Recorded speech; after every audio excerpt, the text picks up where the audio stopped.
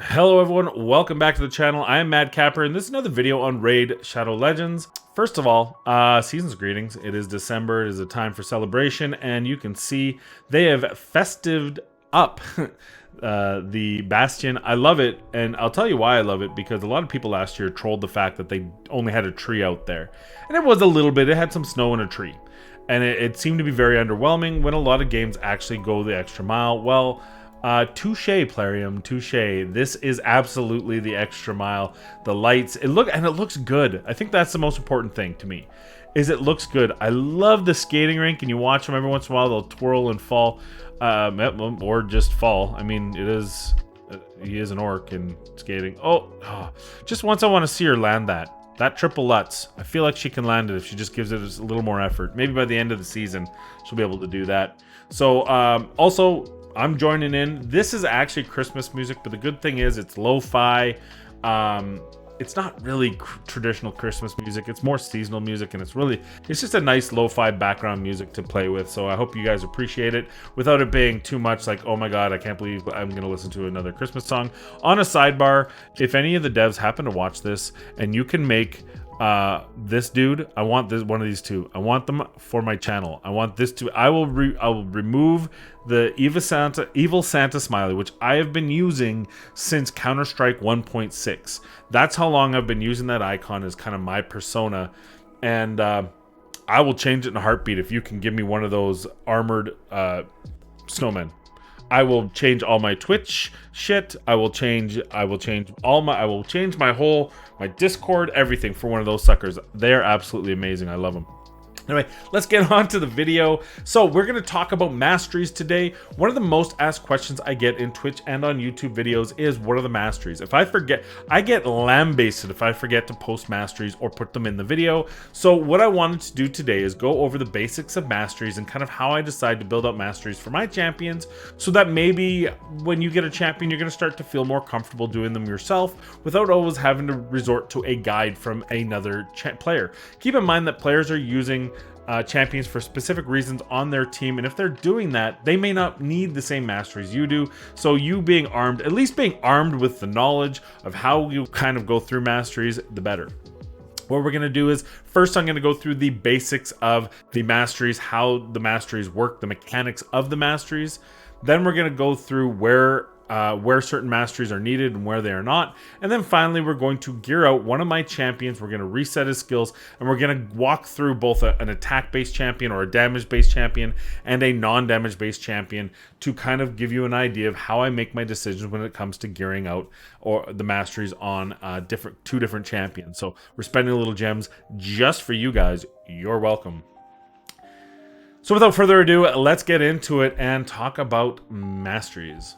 All right, everybody, we are now on the masteries screen, and it's time to go through some basics. This will probably be common knowledge for most of you, but for those of you new in the game, you may not understand the exact mechanics of how this layout goes, so let's go through it. The first thing to note is that there are 3 different columns or groups. We're going to call them groups for the purpose of this video. There's 3 groups that you can choose masteries from: offense, defense, and support. Each of these have different sets based on as it goes. So for example, support is going to be masteries that enhance or enable additional skills or improve skills of those who are support type champions. It doesn't necessarily mean you have to be a support champion, but they're generally support based skills.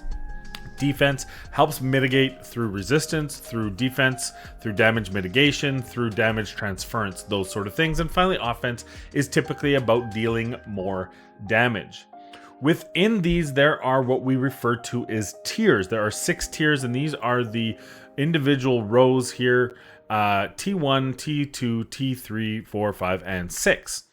Within this setup, there are a couple constraints that you must be aware of. First, you are only allowed to choose 2 groups. As you can see here on Tyrell, we have offense and support. The second rule of law in this is that the tiers have a maximum number of abilities you can choose. So offense, you can see here, tier 1 has 2 total. Remember, the tiers go all the way across all 3 groups. Tier 2 through 5 have 3 total. And then tier 6 has 1 total. The third constraint is that you can only have a maximum of 2 in any group and a minimum of 1. So as you can see here, support, you've got the 1, 1, 1, then you've got 2 here. And because of that, you can only have the 1 here, but everywhere else on the offense tree, we have 2. Finally, you have to link your masteries. So you can see these little lines going down through each of them. For example, because I chose this one and this one here in the offense tree, I couldn't choose this unless I chose Grim Resolve. I can't go down here. You have to either go horizontally, vertically, or diagonally. So a good example here is support. You see I went down here. I could not actually choose healing hands or lay on hands unless I chose shield bearer, because the only way I can get there when starting on the accuracy is to have one beside it. So I would have to go diagonally to shield bearer, then across if I wanted to do accuracy and lay on hands. Or I can choose the steadfast, and that will give me these 3. So those are the constraints you have to keep in mind. The final constraint, of course, keep in mind that you only get 1 T6, so you really have to plan out where start with the end in mind, as we like to say in the old business world, and decide where you're going to end up before you go in. So with these constraints in mind, let's now talk about some of the next level or the decision making that you have to do and what I do in order to build out my champions. So here we are with Tyrell. We've reset his skills so that we can make these decisions for you and we can talk about them, you and me both. Tyrell is a perfect opportunity because he's kind of a support pace champion, he's a defense champion, and he's a clan boss specialist. So he's also an arena specialist. He's a jack of all trades, and you can use him in any one of these combinations. The first thing I always ask when I'm building out a champion is, do I want them to do damage or not? And a sub to that is, where do I want to use them? Both of them are important in equal measure. For example, if I'm using the champion in the clan boss, there are very, very, very, if any, few exceptions to using the offense tree. The reason is the purpose of the clan boss is you doing as much damage as humanly possible so that you can get as close to that Ultra Nightmare 70.2 million so that you can get a 1 key. Anything short of that and what you are doing is trying to push damage. Well, the War Master and the Giant Slayer provide an extreme amount of damage over time depending on how long you're going. For example, unkillable, obviously 50 turns. If you're doing a non-unkillable team, it can go high as 80, 90. I don't know. I think Scratch wrapped 100 turns with his with his world record build. So part of that is having the right War Master or Giant Slayer on your team. Anytime, as a rule of thumb, and then you'll learn the rare, very rare exceptions to it. If you're building a clan boss champion, use offense. That makes it very simple. The second rule of thumb is, if you're planning on doing any damage with the champion, regardless of the style or type of champion it is, it's always preferable to go down offense. And an example to this would be Lysandra. You could argue Lysandra, because she actually hits pretty hard, should be down damage. But depending on where you use her, I don't use her in damage because of where and how I'm using her. But for many of you, that might be a good rule of thumb. Another one, Kymar, can be built both ways. I don't currently have him like that, but he can do damage. So if you plan on using them to do damage, which both Kymar and Lysandra can do if you wish, then you may want to consider the offense tree. Some are no-brainers, like your nuking champions, right? You should always have down the offense tree. You can see any of the nuking champs that I have are going to be down that offense tree, bar none. The second question you have to ask is, do I need support? Does this champion have support abilities that I want to incorporate? And that question is a fairly simple one, but there are complex variations to it. And for that, again, you have to ask yourself where they're using it and what the level of your account is, including your Great Hall. A perfect example would be Venus. I do not use Venus in the arena at all. I have other champions that are debuffers. I have other champions that are potential strip champions, so I do not need her as such. So you can see here, though I go down support, I don't need that extra accuracy. One could even argue that I may not need her in support at all because her accuracy does not need to be as high as it is. Actually, it isn't. That's funny. I rebuilt her. My apologies. This is all I need for accuracy for her in just about anywhere. I always recommend 240 to 250 minimum for your clan boss champion, and over 200 just about everywhere else. 220 makes me feel most comfortable in all dungeons. Maybe 240 in Ice Golem. He seems to have a little bit higher resist, but more often than not, 220 is going to be more than enough. So you can make decisions based on that, both in your gear, but also in your masteries. And there are a lot of champions that if you're only planning on using them in dungeons, even though they may have support masteries, you don't necessarily have to go down this support tree with them. You can definitely, Foley, for example, has Rotos has, but I'm not taking them down that. The second part of that question is they may have support or debuffs. So support, when I say support, it's either a debuff or a strip or turn meter manipulation or some sort of lockdown cooldown of skills. Those are where you need, unless it says cannot be resisted, that's where you need accuracy to land. A good example of a champion that has a debuff that you don't need to land is Sir Nick. It's the freeze, and it actually cannot be resisted. So, and because he's void, you can't even weak hit. That means that's going to have a 50% chance no matter what. And it's a freeze, so there's actually nothing down the mastery tree that's going to be any use to him. This will not work with freeze. So even Master Hexer is not worthwhile to him, and that's something important to keep in mind. With that in mind, let's stop talking and let's start talking about theory, and let's start going through an actual scenario. So what I'm going to ask myself for Tyrell, where am I using him? How am I using him? Do I want him to use damage? And what's the most important skills for him? So when we look at his skill set here, we're gonna look at his skill set. He's got a preemptive strike, which has a turn meter reduction and a stun. Has a decreased defense on his A2 and a sleep, although if you read it, the sleep is the less important piece. It's all about that decreased defense and the decreased attack. He's a great clan boss champion, although I use Unkillable, and even in my other comps, I typically use Sepulchre Sentinel because she's got the block debuffs. So Tyrell I don't use him at all in the clan boss anymore. So we can narrow out, or we can remove the clan boss scenario from this champion, but I do plan on using him in the arena. So I can absolutely, let's see where, with no masteries, where is he at? He's already at 326 accuracy. There is absolutely no reason why I need to take him down the support tree, except because of the champion he is, and because of where I'm using him, Faction Wars and Arena mostly, I want to be able to land his debuffs as much as possible. So now that I've made that decision, I know that he is a primary debuffer. Do I also want him to do damage? Well, Tyrell actually has pretty decent damage modifiers. They're based off his defense, and I'm going to give him a relatively high defense. So for me, he doesn't have a lot of HP, so damage mitigation might not be the best. I always like having damage mitigation, things like Selfless Defender, on my high HP champions, that they can absorb some of that damage that the enemy's getting. But Tyrell's not that champion. He doesn't have a high HP, although he does have decent defense. So we're going to go support. I want him to be able to do damage, so we're going to go offense as well. Now we have to decide what the T6 we're going to go with. The obvious options are, as I had it before, Helm Smasher, which means he's going to be able to do a lot of damage on his AoE A2, and he's got a 2-hit A1, which has a chance of landing this. The argument is he's going to land at one of the 2 hits on average.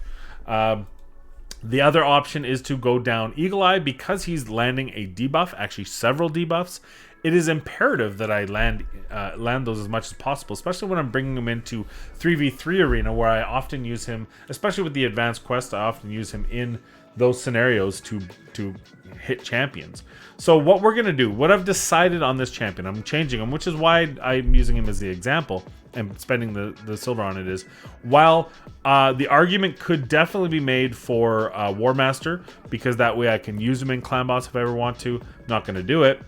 The argument could also be made Helm Smasher, because it is going to give him that extra damage. The ignored defense is always nice.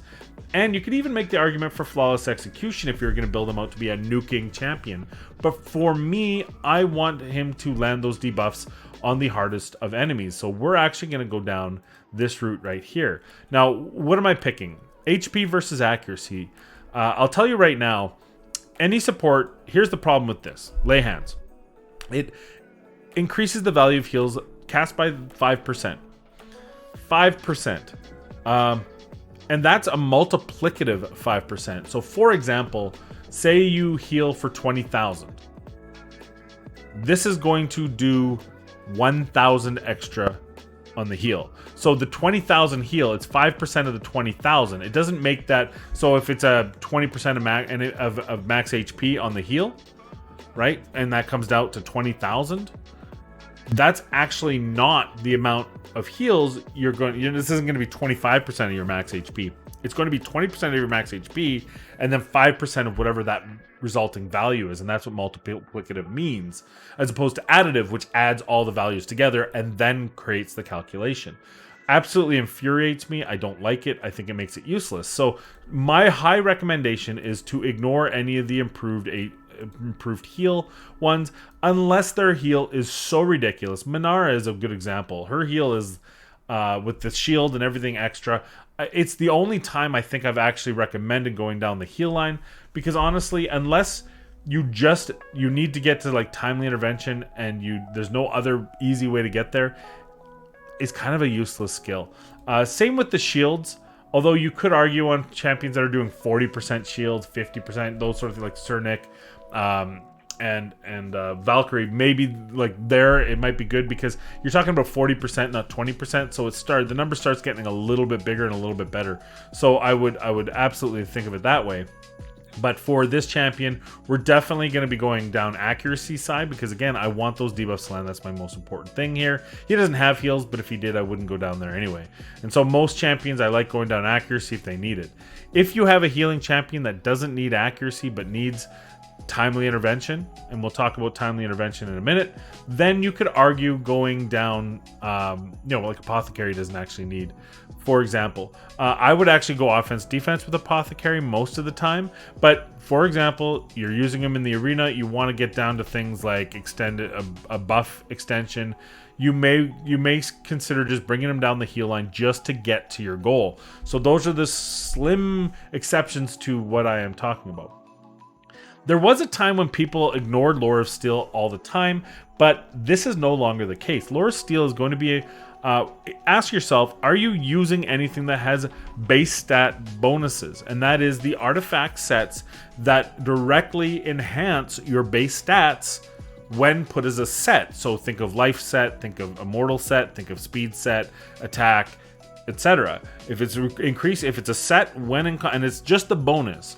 And in this case, we're actually running him in full speed set. So we actually want to use this because that's just going to enhance his speed. One of the things that you want from a debuffer is for them to be fast enough to keep speed tuned, and this is going to help us there. The other big item that I always like, if you're going down the support tree, you should probably take this, is this right here, especially on someone who is a single target, A1, because that's a 20% decreased turn meter. That is a huge number. It's big in dungeons, it's big in the arena, so we're gonna go there. I want to go to Eagle Eye, so I have a choice here. Now, we know that his A2, which is defense down, which is what I'm using him for, is absolutely it's critical, and B, it's 100%. So I do not actually need the extra 5% to land. We also know that he has a 50% chance on his A1 to land a decreased attack. However, I'm not typically using him in a scenario where I need that decreased attack, and it's only a single target. So Clan Boss, absolutely an amazing ability, but for arena and for dungeons, it's a lot less. So he gets 2 chances to land at a 50% chance. Is a good chance he's going to get it landed between his 2 attacks, and it lasts for 2 rounds. So really he has 4 attacks to renew it every time.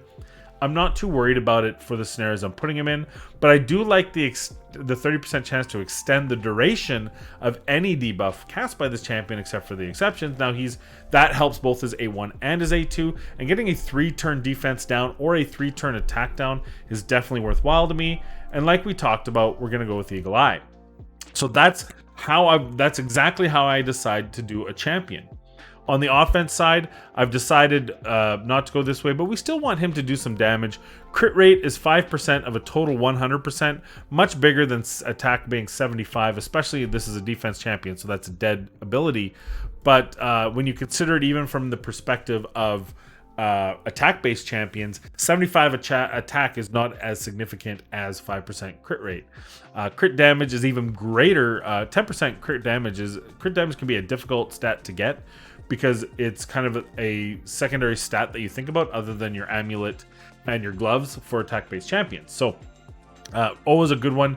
The next thing you got to think, is your champion hitting with full HP or not?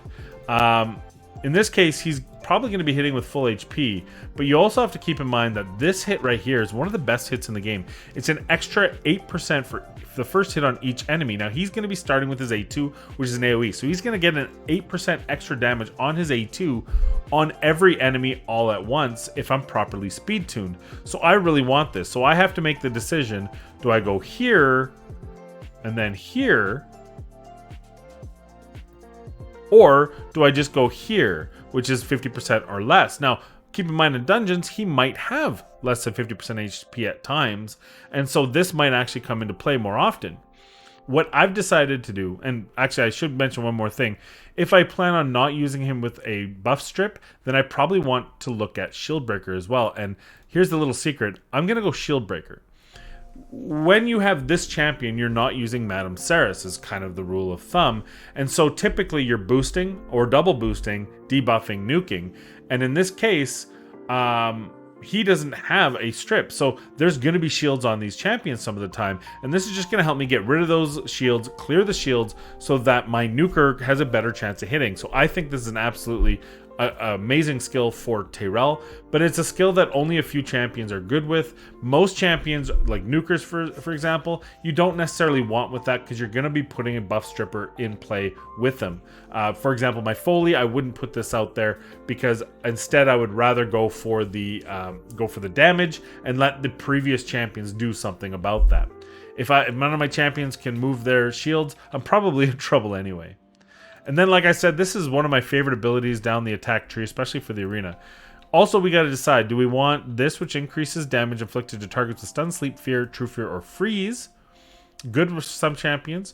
Do I want the increased speed for each enemy killed? Do we want heals? Nah. Do we want increases damage with less than 40%?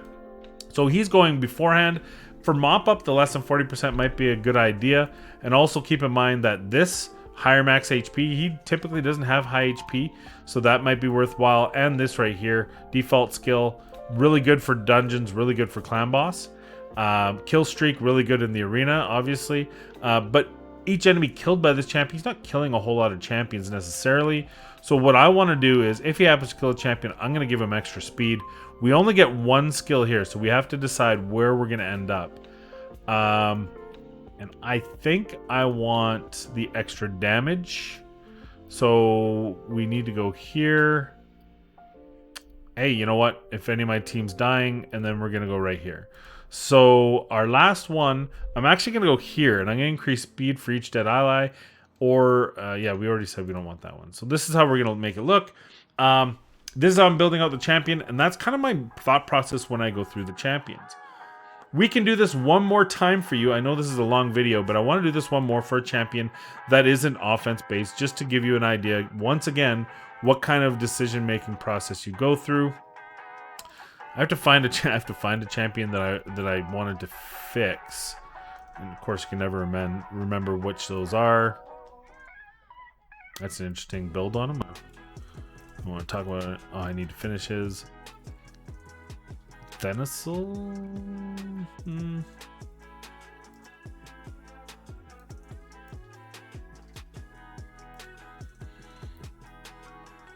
Oh, I wish I was finished you.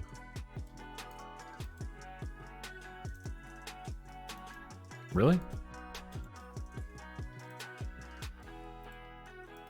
God damn it. Please hold, your call is important to us.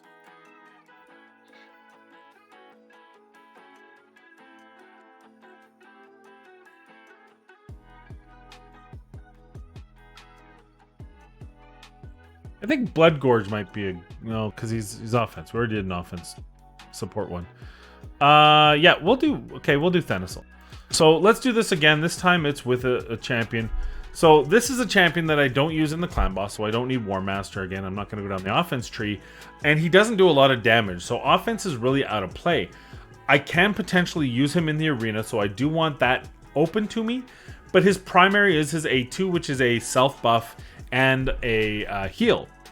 Now, we talked about how bad heals are, and this is actually the champion. He does about 20-some thousand heals, so I could go down here, but it's really not a whole lot of extra heals. That said, I want to end up with Timely Intervention. Timely Intervention allows us, increases his turn meter by 20% whenever an ally hero drops below 25% HP. This is absolutely something I want. I want his turn meter to be boosted so that I can catch up, heal my champions, and let them fight another day. This is whether or not I'm in dungeons or in the arena. So I need to get to here. I also know he does have a need for accuracy because he does reduce the duration of enemy buffs by 1 turn, and I know that he's got a sleep, so we do have that. So we have a debuff here. The sleep isn't 100%, so we could go this way, which gives him an extra chance to land, but it's not the sleep. He doesn't actually land. Its sleep is one of the things it doesn't extend, so these two are dead to him. So we could go down the increased speed for each dead ally. That's always a nice one. Extending any buff cast by this champion is really good for the champion as well. And I like this decreasing cooldown, even though it's 5% is very nice. I also on him like lots of turn meter manipulation. So what we're going to actually do, we're going to start with accuracy. And I like this, right? This is always good. And then we're actually going to go to the turn meter because I want him to go as many times as possible so he can heal the team as many times as possible. I'm not worried about him in clan boss. I'm not worried about him in speed tunes necessarily. So the more times he can get that going, the better. So 5%, I like that. And we already said we wanted this, and we're going to go to Timely Intervention. We're also going to take the extended duration. And we'll see. This is, like I said, he's a single target. This is always good. Also, the books is always good. So we have some decisions to make. Heals by 10%. It's not going to happen. Increase the value of shield. That doesn't matter. So we're going to go down the defense. And I can go resistance or I can go defense plus 75. What I want to do is this guy's going to have relatively high amount of HP. So we actually want to bring him down here. A lot of the times with nuking champions, I will go down this way because the damage decrease on an attack-based champion who's going to die relatively quickly isn't necessarily as important as things like this. I really like this because your trend is hitting with a crit. Most nukers are hitting with a crit, and if I can reduce that by 8%, it's always good. But in the case of this champion, I may want to go like this. I don't really want. What I want to have is... receives. I don't like that one. I do like this, decreases the damage from AoEs. I do like this, removes a debuff. And what we're gonna do is we're gonna go here, reduce, and then we're gonna actually use Selfless Defender. So he's actually gonna take some damage on behalf of the team. He also puts a sleep. Is the sleep included on this? No, the sleep is. So he could put a leech debuff, which is a kind of a low-key help. The question is the leech, the extra resist, going to be better than the, I don't like that one, this or this? And I think no. I think we're going to want the turn meter. You could argue for Laura Steel, but I think I want that turn meter. That's such a powerful ability when used. It can be very timely for your team. And then the final thing we have to decide here is, do I want... healing and shields on this champion or 10% reduction? He, outside of immunity gear, he's probably going to freeze himself because he's doing a lot of different things like buffs and heals and stuff. So that is something that we have to worry about, but he can also heal. I think I like this better. So if he does freeze himself, he's going to still be okay. And so that's how I build out this champion. It's really just a matter of talking through the champion skill set and how I decide to build him out. That was a lot.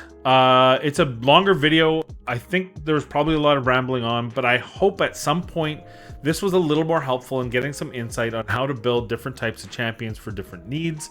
Definitely what I'll do on my next clan boss based champion outside of Towering Titan, because I've already built his... maybe I'll do it on his video. I'll just reset it because I got a free reset on them. Well, actually, I'll build one out again. We'll do that for a clan boss champion, just so you have the idea of kind of the third area you use them. And hopefully this will help you out if you can't get the answer to your question of what masteries do I use on champion X, Y, or Z. Now you're armed with a little bit of basic information, and hopefully this will help you make some better, more sound decisions on your own. Also, keep in mind, you can get a hold of me on my Discord or live on Twitch or comments in YouTube, and I will do my best to get back to you and help you build out your champions at any time, of course, as always. Finally, I want to thank you for joining me in this video. I hope it was useful and informative, but even if it wasn't, I thank you for hanging out for me, hanging on to this video for as long as you have. You're a damn saint. You're a damn saint. Please be kind to one another, be safe, practice social distancing, and we'll see you in the next video.